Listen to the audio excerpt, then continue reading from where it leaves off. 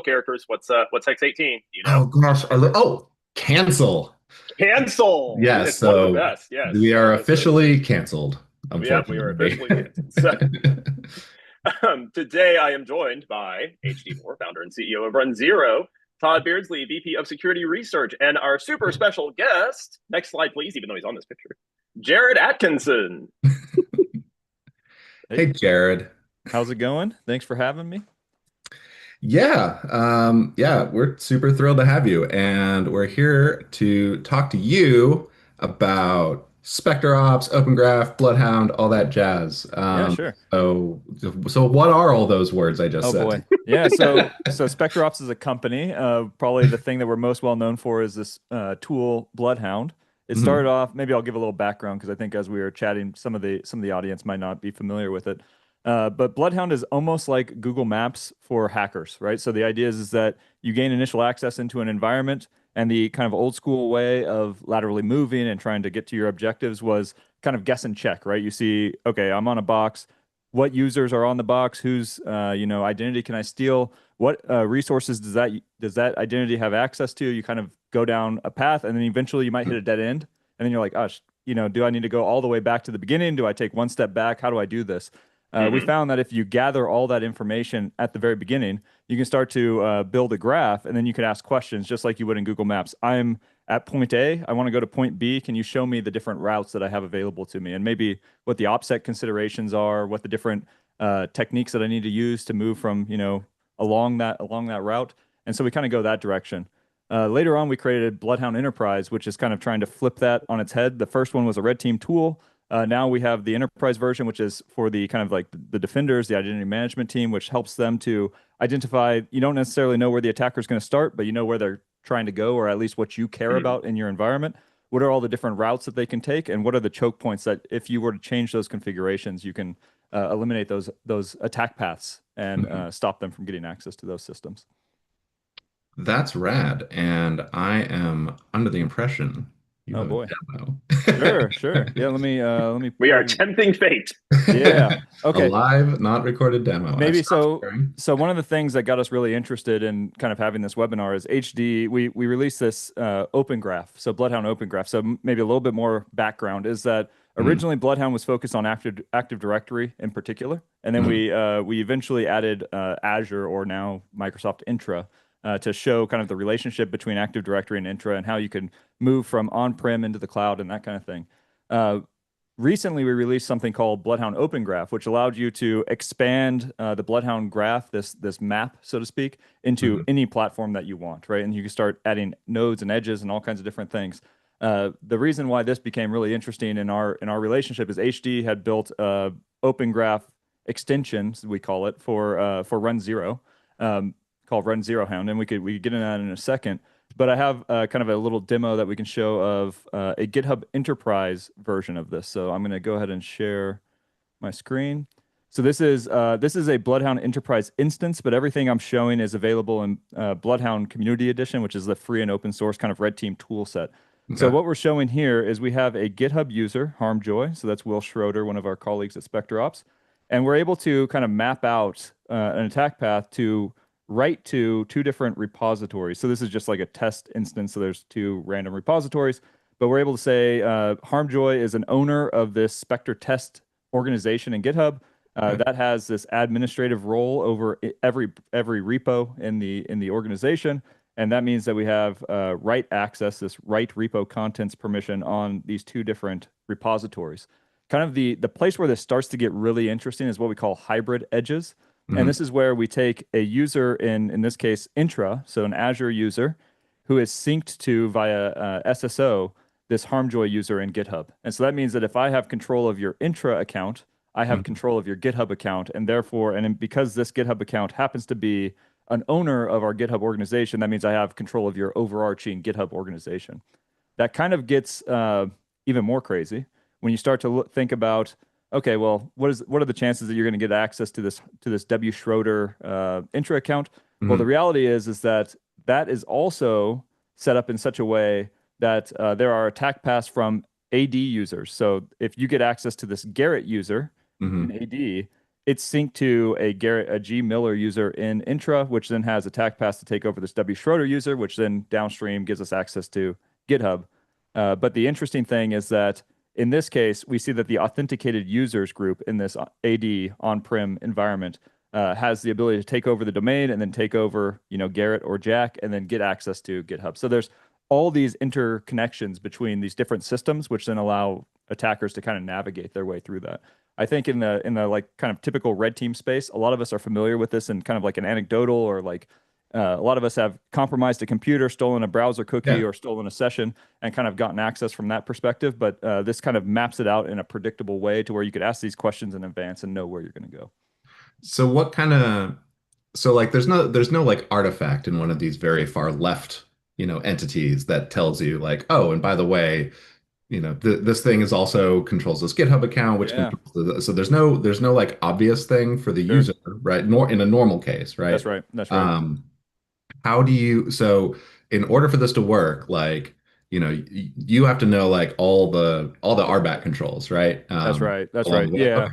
And so that goes into like what it takes to design one of these open graph extensions. So the idea is that that's something that hopefully will be powered by the community in the future, to where, you have some interest in some platform and you start to build out what it would look like in open graph. We find that like we kind of have two different levels. One is kind of like the practitioner red teamer perspective, which is it's almost utilitarian, to where I'm going to build out the open graph extension to the point to where it allows me to do whatever I need to do operationally. Right. And it's pretty quick. Like one of my examples is I built a 1Password open graph extension. It took me 2 hours to like kind of map out the entirety of 1Password. It's a pretty simple like kind of permission system. What is it written in?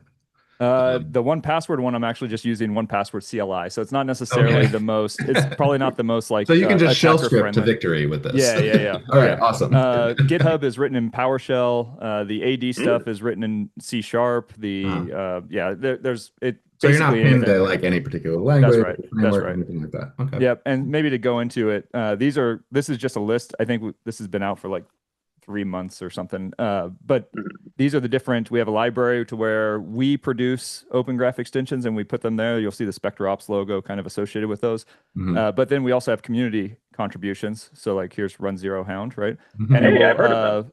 Yep. And it will kind of have like, I don't know, that's supposed to be like a community icon, I guess. But so you can go in here and you can say, hey, I'm interested in checking this out. You click on it. It's going to take you to the associated GitHub page, and then it'll kind of like, hopefully the author of that gives you instructions on how to set it up, what to expect, that kind of stuff. So if only we knew who the author of that was. Yeah, so we happen to have that person there. So maybe, I don't know. 100% of the contributors are on this call. There we go. I don't even remember why I'm a contributor on that. I think I wrote the license. There we go. Hey man, you got to do your part, right? Where is it? Let's see.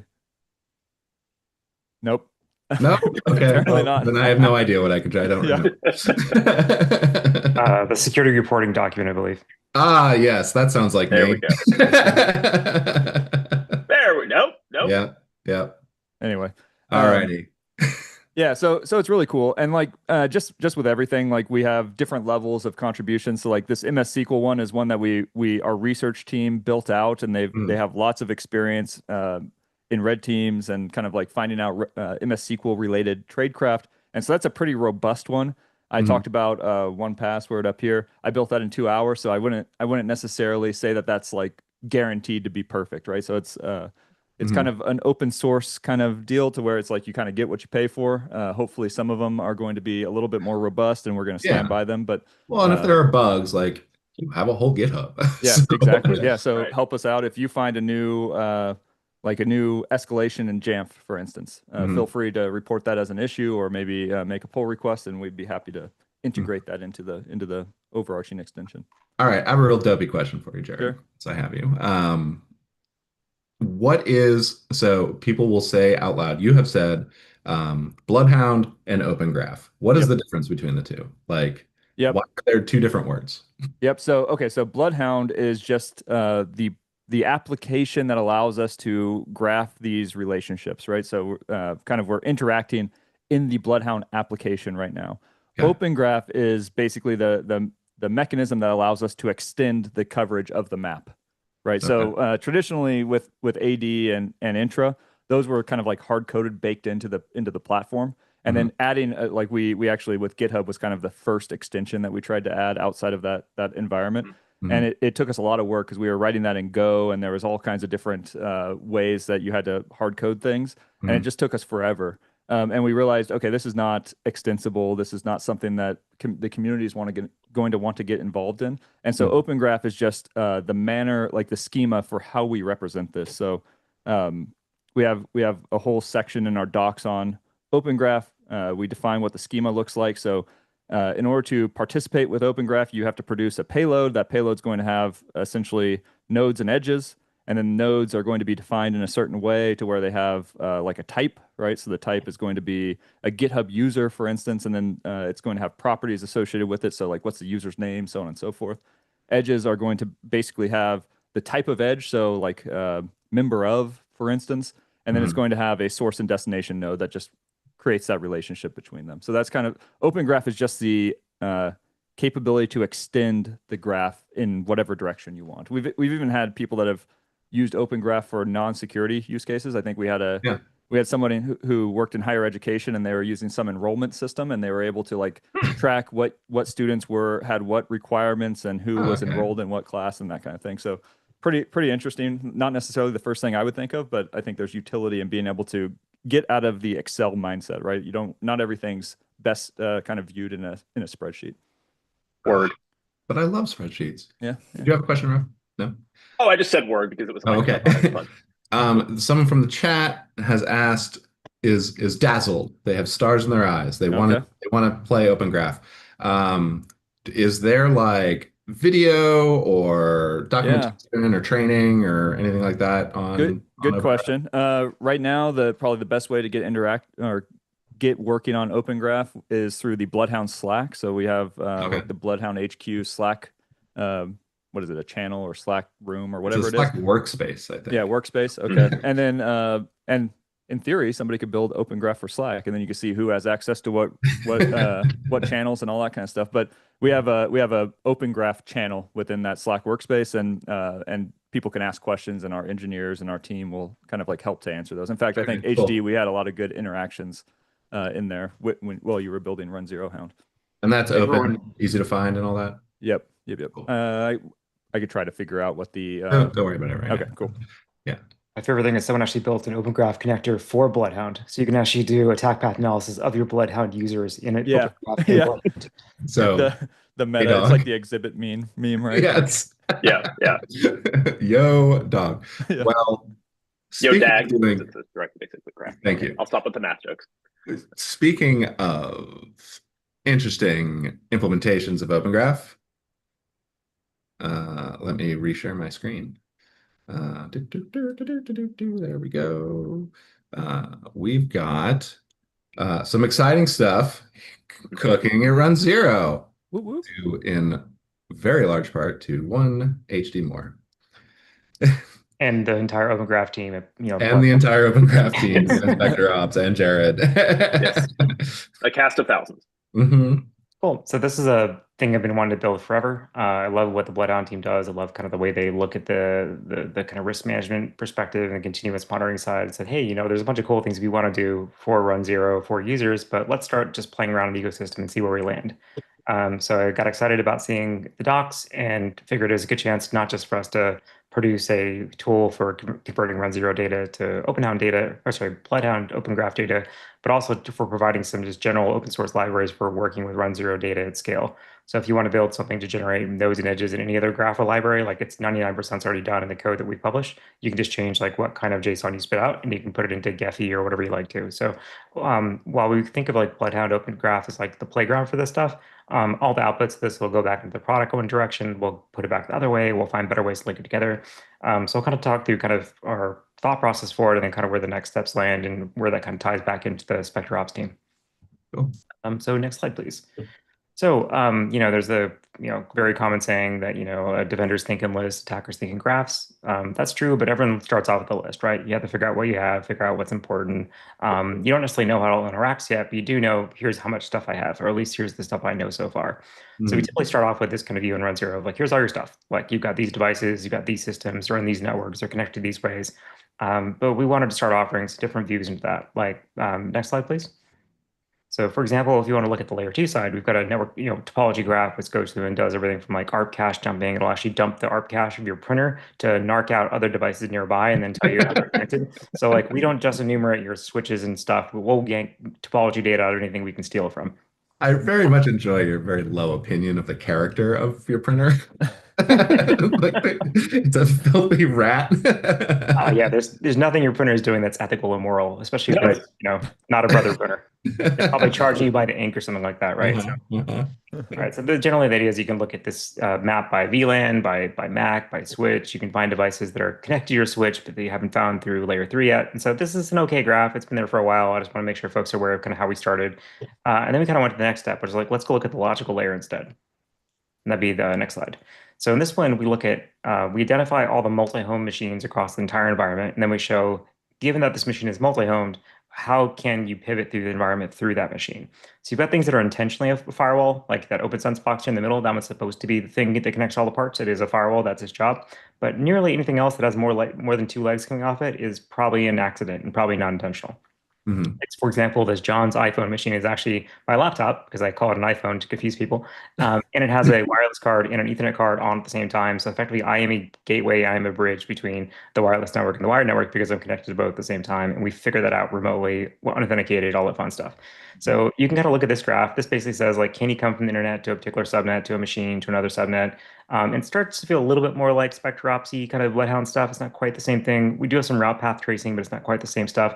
This is really only focused on like layer three logical connections, not really going through everything, right? Not saying this vulnerable source to this destination sink or whatnot. So the way this works is kind of neat. Just one, we can convince a device to tell us about its secondary IPs, whether it wants to or not. And we have all kinds of fun ways of like bludgeoning it into telling it about things it doesn't want to tell us. The other thing we do is we look for a very unique fingerprint of a device. If you see the same device in more than one network, well, you know it's the same device. And if it's the same device, you know it's actually it's multi-homed. So by definition, if you see the exact same thing in more than one place, that machine has multiple network cards, therefore it's a bridge, therefore it's a pivot point. So that's Right. kind of the two ways that we tackle this. And so the next step here is like, now let's actually go into runZeroHound and let's try to figure out how do we take all this data and make it even more useful. Next slide. So the idea is you take the Bloodhound open graph stuff, which is effectively a bunch of nodes and edges in a neat language called Cypher. And I'm so happy that not only is the Bloodhound backend in at least Community Edition written in Go, but it now uses Postgres as the background too. It's so much faster. I love it. I hate Neo.js with a burning passion of 1,000 suns. So I was very happy to see Postgres become the thing that you guys are building on now because it's actually scalable. I love it.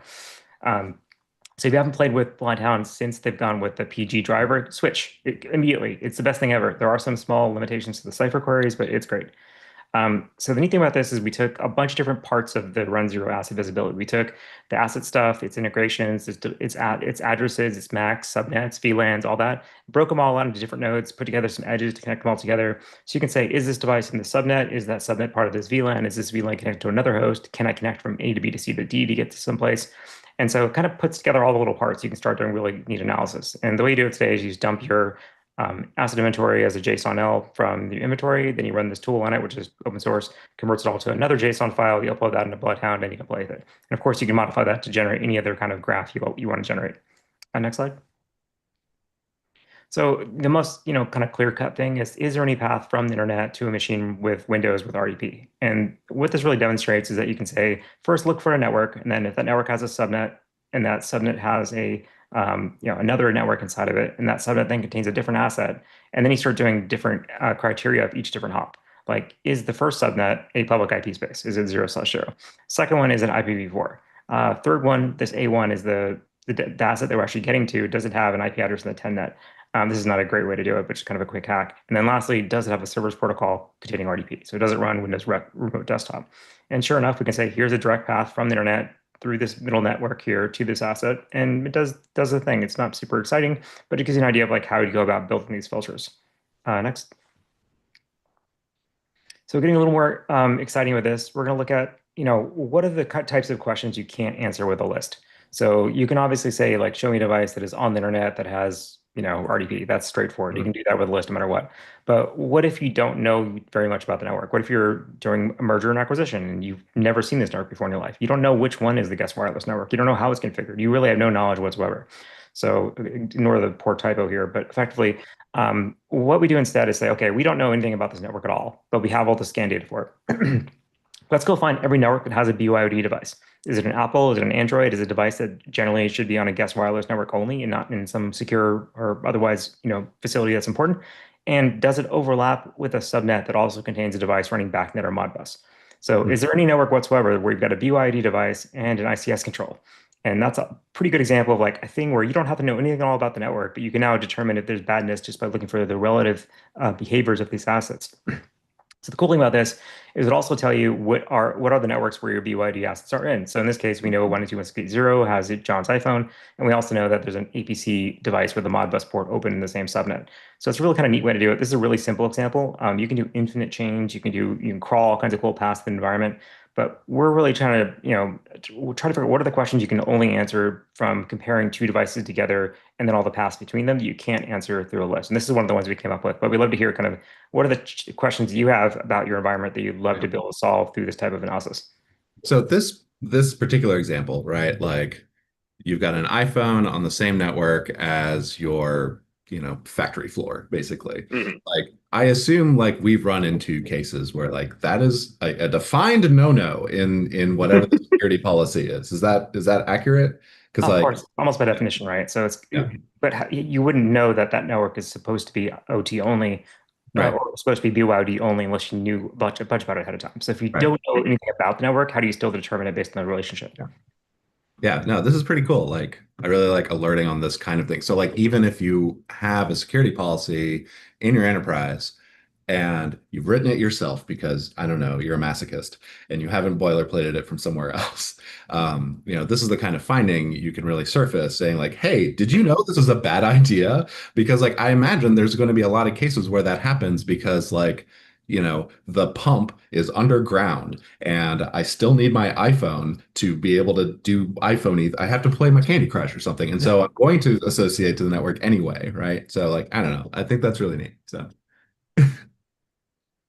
That's it. If and you'd like to learn more about it, you can search for runZeroHound. That's kind of our open source implementation that has a full blown Go parser for all the runZero output. It kind of gives you an idea of how to do cool stuff in Open Graph.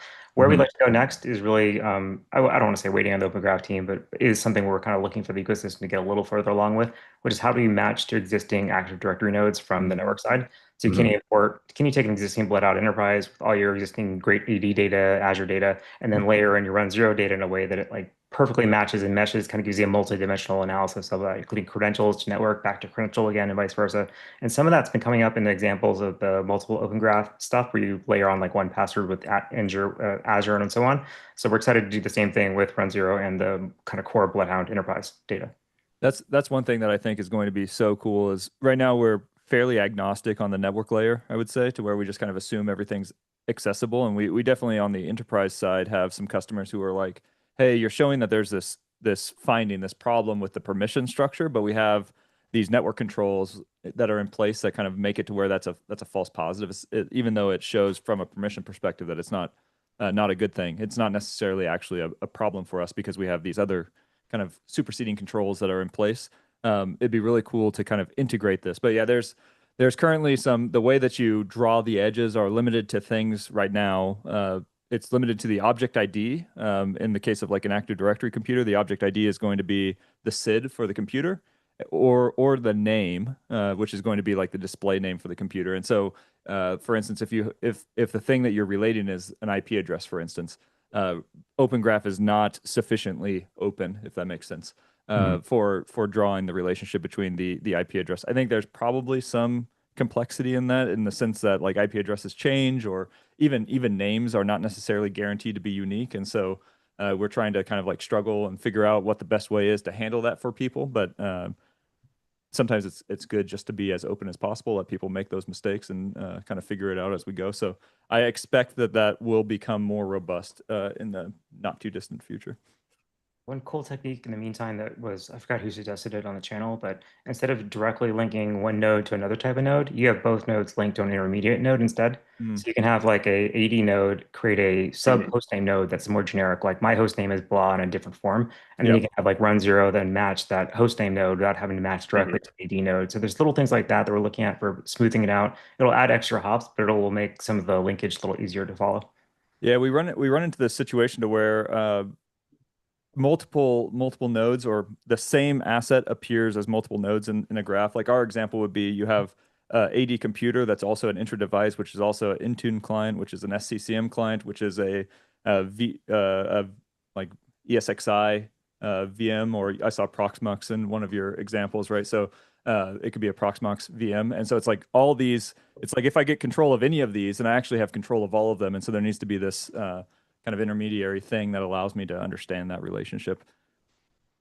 Like an is a edge, or like a is the same edge. Yeah, and then there's like this is where it's good to have actual like software engineers, to where we would like, my novice way of doing it is that you would just draw edges between all of those different relationships, but it grows exponentially, the number of edges, and then you have performance hits. And so there's different topologies that you would use to try to make sure that you are able to equally route through any of those nodes without necessarily blowing up your database. Graph theory is beautiful. That is amazing and fascinating. Thank you so much, Jared, for no problem. up. You're, of course, more than welcome to stick around. If you quietly flee, I won't blame you. And so that is part one of mapping the mayhem for this episode. Part two, adventures in coordinated vulnerability disclosure. That's right. So recently, oh, wait a minute. Did we have a question? Did we have a question come in from the chat? It's really long. Okay, I'm just going to say it out loud. Based on network relationships and asset managements like operating systems, is it possible to enrich the graph with more information such as CTI, IOB, probably maybe IoT, I'm not sure, and finally figure out and create a graph of potential attack paths? Yeah, I mean, conceptually, definitely.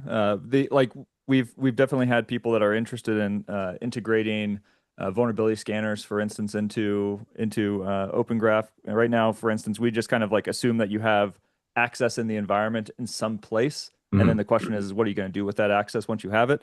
One of the questions is where's your initial starting point, and that's probably, it's somewhat arbitrary, but there's probability relationships between each starting point, right? Like if something has a vulnerability and is on the internet, right, it's probably a more likely starting point, right?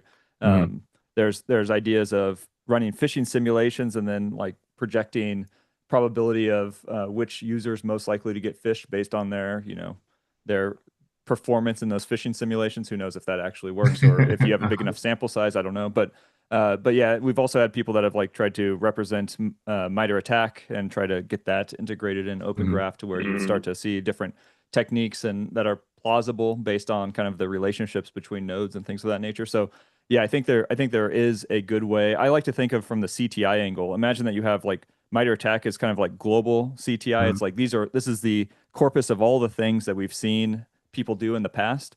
There's kind of industry-focused CTI, which are these are threat groups that we're seeing target the financial services industry. These are the types of techniques that they use. I personally think that there's maybe some issues with the way that people take that and extrapolate what's going to happen as a result of that. But imagine that the Bloodhound graph, especially as you're extending it with all these Open Graph extensions and you're adding more and more information into the graph, that's becoming like localized threat intelligence, right? So it's what is possible in your environment, right? And then you take that global threat intelligence or maybe that industrial focused threat intelligence, you overlay it with your local, and then where you kind of have that join, right, or that relationship, the overlap. That's where maybe you should start focusing your efforts.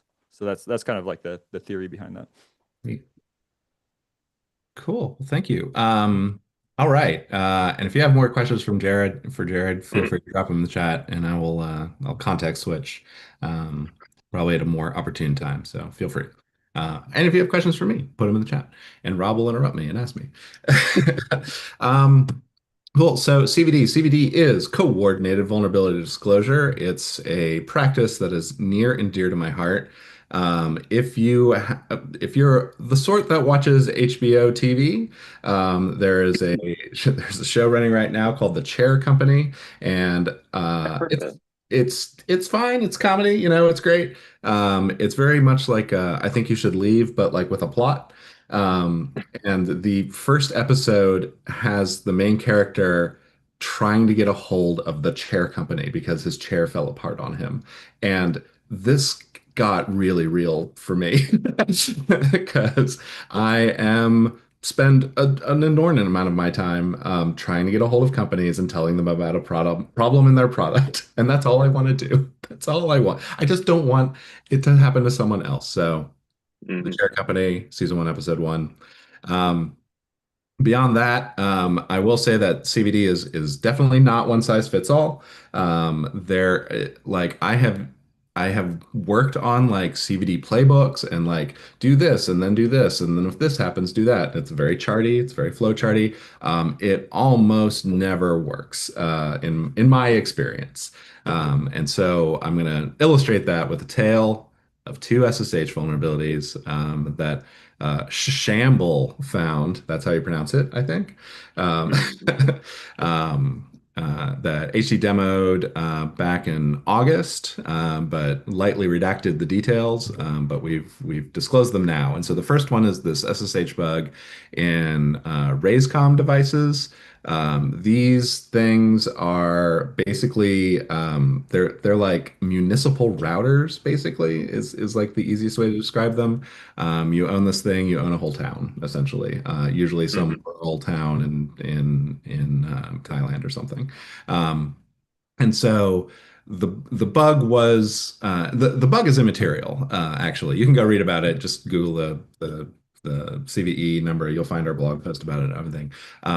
The first challenge was they're a Chinese vendor, and China is special because when you report bugs to Chinese vendors, in my experience, often you will get no reply. You won't get an acknowledgement. You won't get fights, which is kind of nice. That's a nice change. You don't get fought on, but you'll get no reply, and that tends to be the case more often than not, primarily because in China, if you have a company in China and you know about a security vulnerability in your product, you must tell the government, the Ministry of Hacking or whatever they call it, MIIT, I think is what they're called, Ministry of Information, something, something, Hmm. the Ministry of Hacking. And they have a tendency to weaponize these things like out of the gate. And so, we do our due diligence and all that, and we ended up trying to coordinate this through CISA, specifically their industrial control systems part of CISA. We had a Vince case. If you've ever done any CVD, you know what that means. It went pretty well from the CISA side, which was a little surprising because this also kind of bled into October when the U.S. government was shut down, but still went on. So Vince, I have determined, is something that requires continuous operation even during government shutdown. So good job. And they also tried to reach out. They've done outreach occasionally with Chinese vendors that do get a reply, and they have translators on staff and all that. And so like if you're ever trying to disclose to a Chinese vendor, I would probably at this point just skip step one and just tell CISA, like if you're in the US. Um, Tell CISA about it, especially if it has some kind of industrial control system, Hmm. flavoring to it. And they will handle outreach and try to raise them. They probably won't. And in our case, of course, they didn't ever respond at all. But occasionally when they do reply, like they can actually make that process a lot easier because of the translation services they have. And they tend to know what they're talking about when they're talking about bugs, like in general. Um, and so CISA published this for us, and that was great. So they reserved the CVE. We had a lot of input on like what would go into the CVE, references, all that jazz.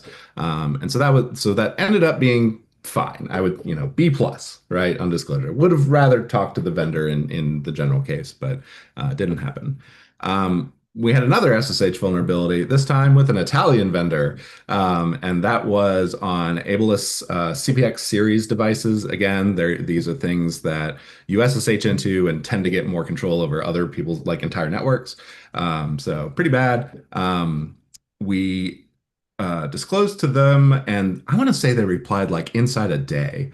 Hmm. Like, oh, hey, and it was like the CTO personally like replied to the support and said like, oh, thank you so much.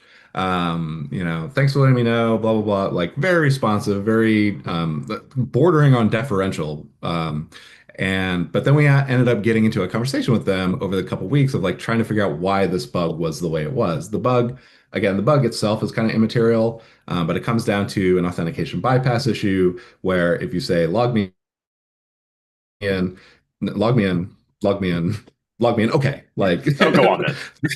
yes, it was described on Mastodon as like the rom-com authentication bypass where you just keep knocking on the door. And yeah, so that's how it was. And so from their point of view, this was a feature. It's like, oh, if you haven't set it yet, the way to set it is to just try to log in a few times, and then you'll get dumped to a shell where you can set the password. Unfortunately, people miss that step in the documentation and just deployed them on the internet. We did eventually get to a mutual understanding of like, no, this is a bug. Like, I understand you designed it this way, but it's still a bug. Um, and so he said, yeah, yeah, yeah. And so they ended up releasing firmware updates and we released our thing and everything went on time. One of the smoothest, I'd say, like even with like I always expect some pushback, but even with this kind of level of pushback of like it's a feature, not a bug, like this was super smooth, not even an A minus, just straight A, not an A plus. And so that ended up being great. As I mentioned, the US government did shut down for quite a while in October, which happened to be right in the time where we were starting to get onboarded as our own CVE numbering authority. So that was paused. So I had to coerce HD to come down to an AHA meeting and talk about this bug so AHA could issue the CVE on this one. And so that went out and it was great. So these are two cases, right? Very similar style bugs, very different, vendors, kind of different outcomes. One of them had government involvement, one of them didn't. And the thing is like in my experience, CVD cases are, it is very hard to tell how this is going to go, like when you start down the path. I think the longest one I've ever done in my career was 20 months, I want to say. There was a CAN bus issue with like planes and like the FAA got involved. And so that Uh, took forever. Actually, Uh, Todd, you know the OLE embedding stuff we ran into at Breaking Point many years ago? yes. That took 4.5 years for Microsoft to fix, and they credited somebody else. Oh no! Okay, well, see, I wasn't at Breaking Point for 4.5 years, and so that was my favorite bug too, because like you could jump to like literally 41, 41, 41, and like get code exec. I think was that one. You could literally shove a comp control into like anything in Windows, and it would just load it with no, you basically bypass the allow list loader. And so if you can cause Yeah. memory corruption just by loading a random comp control, you got shells. So yes, okay. So on the one hand, sometimes bugs take 4 years to fully disclose. I'm sure if you talk to anybody at like ZDI, for example, I'm positive they have a backlog of a billion bugs that are probably still like 10 years or something like that. Um, on the other hand, sometimes, like this last bullet on this slide are like one of the problems I run into are vendors that are quick to patch. Like I will disclose a bug and the response is, we fixed it, in 6 hours. And there's an issue on the GitHub repo and there's a patch and it's like, oh, and then comment it out like fixes security vulnerability. I'm like, oh, cool. So okay, you fixed it in dev. Sometimes that doesn't exactly mean all customers get it instantaneously. That's where the coordinated part of coordinated vulnerability disclosure is supposed to come in. I'm all for fast fixes, but boy, oh boy, like you want to be on top of it. It's very like, especially if you run like a little open source project, say, it's very, very tempting to take a security vulnerability report, say like, oh, I understand this 100%. Fix it, fix. And then you've kind of OD'd yourself in your own project. And then sometimes I've seen cases where like the provider, in this case, like an open source project, thought they fixed it, but they fixed the wrong thing. But it's all in the public now. And so now it was like really easy for anybody else to find if they happen to be following along. So I would say that like if you're interested in patching the bug that someone reported to you, let them know like that you're going to. And not everybody has the capability of like doing patch review or QA or anything like that, but like making the offer from the vendor side, like really vendor slash provider, supplier, I think is the technical term that CVE uses for that role. Giving them an opportunity to see what you think the bug is like is usually really helpful.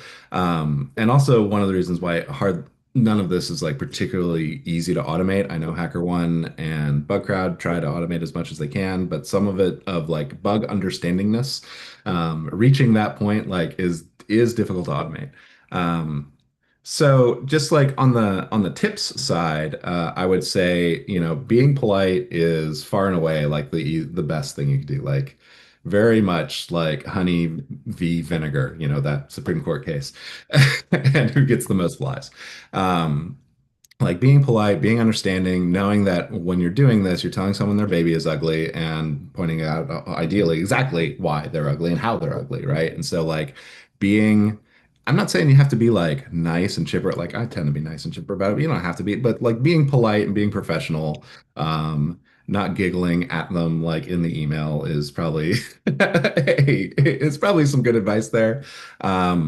And engaging the supplier in like a conversation around it, right? Like I never want to have like a vulnerability disclosure that says like, "Hey, I'm some stranger from the internet, and you have a bug in your thing. Have a nice day." Like I never want that, right? I want to be able to, I always want to end it with like a question of like, do you happen to know if this firmware runs on other things? Or do you know like when this feature was introduced? And honestly, like you don't even have to care about the answer, but just like offering the question is a nice little social engineering technique of like just getting them more involved, making them feel like they have to reply because they have been asked a question, right? And so that can help getting the conversation going. Sometimes your bug is not actually a bug. Sometimes it's true that it is in fact a feature. Maybe it was like a weird configuration that you ran into that is like a very isolated instance on the internet because you're running Shamble or something, right? So like you might run into things that feel like bugs, that smell like bugs, that quack like bugs, but it is just like that one instance, right? So like that's something to keep an eye out for. And then have as much proof as you can on your when you're doing the disclosure. Um, uh, I am not a fan at all of beg bounties, which is a delightful term for when you ask someone, "Hey, do you have a bug bounty? Because I have a bug to tell you about." Like, first off, that it should be obvious if they have a bug bounty. So if you're asking that, you are coming up to the line of like, committing extortion, and that's a crime in most of the world. So I would say don't do that. What I do though, I said do. What I do is I'll try to figure out like who I can talk to about this bug because I'm real leery of like someone who has like farmed out their customer support to some third party like vendor or something like that because I don't need to tell some call center on or the chatbot like, oh, here are all the full details of the bug. Like I want to find out like what is a human I can talk to. If they have a bug bounty program, sometimes that means like that is the only way they accept bug reports. So I'll go through the bug bounty program and like say like, hey, I would love to tell you about this. I'm not going to tell you details in this bug bounty form because this bug bounty form comes with a checkbox for terms and conditions and NDAs and all that jazz, which I'm not willing to do right now.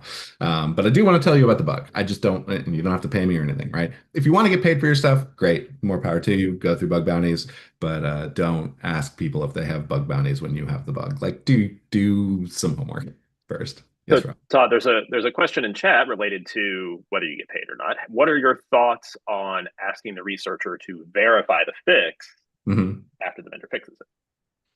I Reverse bug bounty. ask.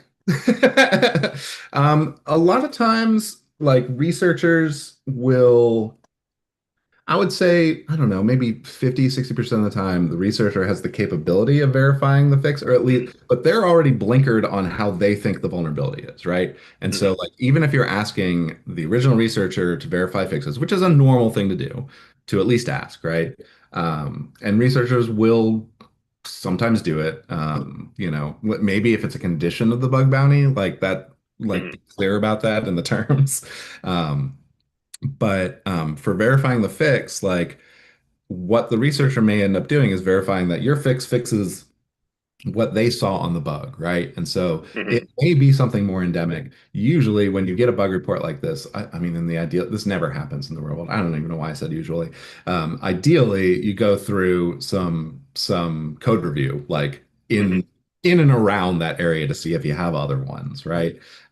Like I typically, when I'm handling vulnerability disclosures, or if I discover something, like I'm generally not looking for like, oh, I can if I fiddle with this one parameter, I get SQL injection, right? But I'm not going to go and then like exhaustively test all the other parameters, even though Mhm. I know it's Mhm. probably there. It's kind of their job, right? And so like so anyway, to answer the question, what you can end up having is like a false sense of security because the researcher does verify that your fix fixes their thing, but you may be leaving open like something broader, something more endemic to your whole stack. That's my that's my take on it. And with that, we have advisories now. Mhm. We have three. That we only see two on the screenshot, but we have three. We have three bugs. Three different CNAs have given us CVEs for these things. Hopefully this gets fixed. Rob, you and I are meeting with the government tomorrow. I know. I know it's going to be very I'm gonna exciting. Hopefully we end I'm that gonna wear my meeting. fancy shirt and everything. Please do an American flag pin and all that. Actually, don't. But yeah, we have an advisories page, runzero.com/advisories that links to our security disclosure policy, which will probably get jiggled a little bit here as we go through the whole CNA onboarding thing, just so it like jives with what CNA-ness expects. But expect more there. Going forward, pretty much anytime we'll populate anything on this page, will come with a blog post. So you can just like RSS our blog post or just read our blog. We'll talk about on Mastodon, all the other normal ways that we communicate blog posts. And that's how you'll be able to keep up on it. I don't expect like we don't have like an entire function of like we have a cadre of hackers, right? Just like finding bugs. Like that's not our job, right? But our job is doing exposure management, vulnerability management. We deal a lot with a lot of different software stacks every day, like everybody in the engineering team does. And so the expectation is through the normal course of business some bugs will fall in our lap. And so this gives us a way to like very quickly and easily like disclose them, document them, and publish them and all that. So more to come there. Anytime I notice anything going on with anything, Todd is like, okay, so is it CVEable? I was like, no, I do. not this time, Todd. Not this one. Matthew had a really fun one a couple days ago, which of course we're not going to talk about, but seems Right. pretty fun. It seems like a bug to me. It's one of those edgy ones though, so we'll see. All right, and then a quick update on Undead by Design. We are 1 month out from, well, a month, actually, I think more like 6 weeks out. I think we published October 1st. Um, but we published a paper called Undead by Design. It's very zombie themed and fun. The just the very I'm not going to spend too much time on this, but in the original paper, which you can Google for it and find it, I'm sorry, you can Coggy for it because that's what I do now. Uh, and find it, read it, and you will find that in the average enterprise, all things being equal, you have about 8.5% of the total population of operating systems are currently end of life, and 5% are extra special end of life in that they don't get security fixes anymore. I didn't know this. I had this question in my head for, I don't know, 3 years, and then I got a job at runZero, so now I can find out. It's awesome. That was the entire reason why I took the job, HD. I have fulfilled my quest. Um, and of those, though, so we do also break it out by industry, and we saw that wood, paper, and chemical manufacturing was pretty bad. They were among the worst with 9% of their um, uh, operating systems running in their networks We're end of life, no security fixes, so closing in on 2x. You see that and you think wood, paper, and chemicals, that's like Dunder Mifflin. And it's like, sure, but also it's, major biotech vendors, right? Mhm. Research facilities and stuff like that. Like biotech is in that category. So, and then on the flip side, specialized retail. So like like a store that sells one kind of thing, so like not a Walmart, but I don't even know, right? Amy's Ice Cream, let's say, here in Austin, like they're a specialized retailer. They sell ice cream and ice cream related accessories. And so specialized retail tends to do pretty well. Like they're sub 1%, which is kind of surprising because you'd expect to find more kiosks in there and therefore more end of life, but that's just how it worked out, right? Okay. So anyway, that's the old story. Um, it got so a month later, where we are now past the October 14th end of life for Windows 10, and it has gotten so much worse. Here's pre, here's post. Is one or two. One or two. After Windows 10 went end of life, everybody's extended end of life percentages tripled at least. Mhm. The average now is about 15%, up from 5%, which is bad. It's a little more nuanced than that and I go into it in a blog post that we just published today, which you can see. But healthcare in particular seems to be in real trouble. If nothing is done at all, we predicted that healthcare would hit about 40% end of life. Nothing was done.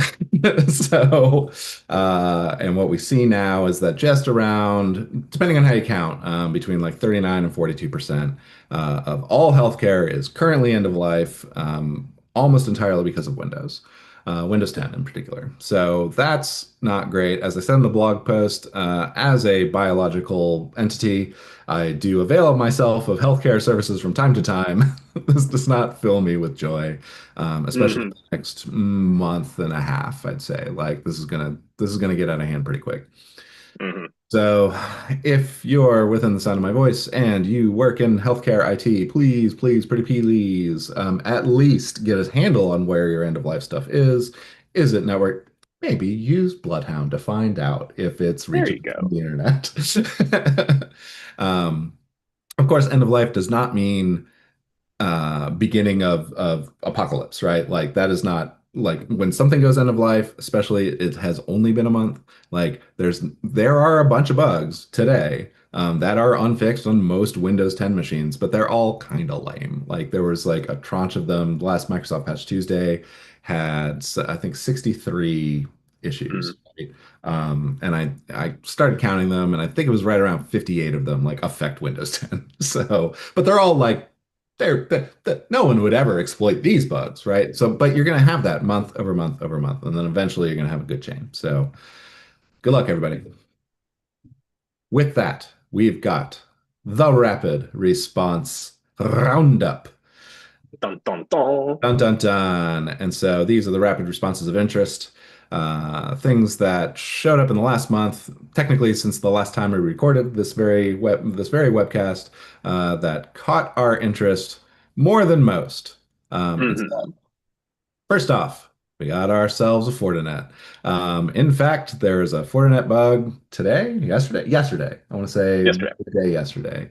Yep. Also is interesting. I think we shipped something on it, right? We have a rapid response out for it. Yep. Yep, that was Fortinet FortiVoice, but that's not this. This is Fortinet Right. FortiWeb. This in particular, so if you have not patched this yet and you run Fortinet FortiWeb in your enterprise, you may already be owned. This is like my Jeff Foxworthy version of InfoSec. But for real though, patches generally don't evict attackers. Generally speaking, patches just patch. Mhm. Very occasionally, vendors will try to publish something bounty that does evict a persistent presence, but I wouldn't count on it. So if you Yep. haven't patched yet, you're probably already owned. Sorry to hear that. But do format, reformat, and format again, and then apply the updates. Yep. Um, And this was a path traversal, right? Yeah, path traversal. This was a dot slash to victory. Dot slash pop pop red. That's how it works. Yeah, that's right. That's boy. Now I need I gotta put that on a tattoos. bumper sticker. Yeah. Yeah, it's pretty bad, kind of embarrassing. It was the path traversal was a component of it, but then there was like a user impersonation component of it, which was kind of interesting. Um, with the implication being that path traversal is no longer interesting and has not been interesting for 20 years. Please stop writing path traversal bugs. But the drama around this was that Fortinet had silently patched this at least since August. There was a patch. It was Fortinet FortiWeb 8.0.2, I want to say it is. Was released in August that fixes this, but you'll notice that the CVE wasn't published until October, so there's like a gap there. This goes to one of my giant peeves in coordinated vulnerability disclosure, and that is silent patching. Silent patching is bad for you. It is bad for everyone. It is bad for you, your customers, and the world. And I really need to like rewrite the blog post I wrote at Rapid7 5 years ago about this, like with maybe some more current examples. But like when you silent patch an issue, you feel like, oh, I'm keeping it secret from the bad guys, and I'm just going to patch it. Never know it was there. The fact is that if you're interesting, like if you're Fortinet or any edge device manufacturer, not to beat up Fortinet too much on this, because everybody does this, by the way, and it's evil. But if you're an edge like security device, releasing a patch without telling people about a vulnerability that you're actually fixing in there is a great beacon for bad guys, like because they're going to be criminal actors and mainly espionage actors who will be reversing your patches routinely. They already set up for it. They already have the rig for it, everything, right? And so what you're doing is that you're disclosing the presence of your vulnerability specifically to the ones who want to hurt you the most and leaving everyone else out of the loop. And I think that's wrong and should be illegal. I don't know, maybe. I don't know. Like, I don't know about illegal. But that like it shouldn't. This is it's one of those things where it feels like you're doing the right thing, but you're doing exactly the wrong thing, in my opinion. So Fortinet, FortiWeb, high drama bug, do fix. Yep. Next up is Windows WSUS. I'm sorry, Microsoft WSUS, which is WSUS, which is Windows Server Update Services. Yo, dog, I heard you liked patching. So let me patch your patch server while you patch your patch server. That's what this is about. Rob, you have anything on this? I've been talking like this was a deserialization bug, which it just ties back into the whole Olay, ecosystem, Yes. spiritually speaking. Spiritually, yeah. Yes. Olay being Microsoft Olay, French, for Microsoft with milk. But yes. Yeah. But yes, you should patch this. Obviously, this is another one of those high value targets of if you can compromise the update server that's already trusted, And we don't usually put out rapid responses for like Microsoft stuff because auto patching tends to work these days in Microsoft. And we know that like our customers generally don't need to get like harassed about things that they're going to automatically update anyway. Right. This one's special, except for the automatic updating. Except for the automatic updater itself, right? And so this was special. It's very critical for like distributing patches, and it was out of band.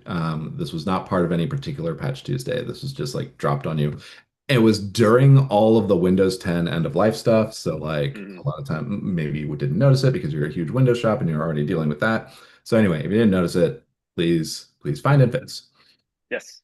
Rapid response roundup finally for our friends at F5. And I really do have friends at F5 and I feel bad for them. We published this on the heels of the emergency directive from CISA. And emergency directives are different from like adding things to the kev. Emergency directives are extremely rare. They happen 1 to 4 times a year in practice from CISA. So this was ED 2601 because we're now in fiscal year 26 for the federal government. So this is the first one of the year. Hooray. It wasn't pinned to any particular vulnerability, which was interesting. It was pinned to the fact that F5 suffered a breach and they lost a bunch of source code, which is what everybody's talked about. But they also, according to the news, have lost control of a bunch of vulnerability reports. So like That's the part that is the worrying part, right? Kind of don't care about the sort. Like I can see why people would care about source code, but I don't really care. Microsoft lost control of Windows countless times and still is in business. But F5 lost control of specifically some bugs that were like in progress and in queue, and so that was like the Yep. big worry. I don't know if anything actually came of it, but this was like the ED was the right move for starters, Mhm. and it was an abundance of caution. If you look at F5 does tranches of bugs, bug fixes. Oh boy, 1 minute to go. The last one, the one that they had scheduled for October, was huge. It was several pages, and so they probably just ended up having to clear out, like, make a bunch of people work overtime, and clear out a bunch of bugs that were in the thing. So anyway, that's it. Next. Oh God! Oh, stick around because next month we've got a holiday extravaganza. Mhm. We will have trivia contests in the chat, and so if you're the first to answer a trivia question, I'm going to give you a $200 gift card from Hack5. So that's pretty dope. But yeah, show up, hang out. We will talk about old things and new things and trivia things and toys. We're gonna have toys. Yeah. We'll have a legitimate elf toy maker here on the show. I don't think he's actually an elf, but he's elf-like. He's elfin. So Elfin. that's There we it. go. Thank you, everybody. That's See you all we next month. got. Subscribe, like and subscribe, smash that subscribe, or whatever the kids say. Smash that bell or whatever.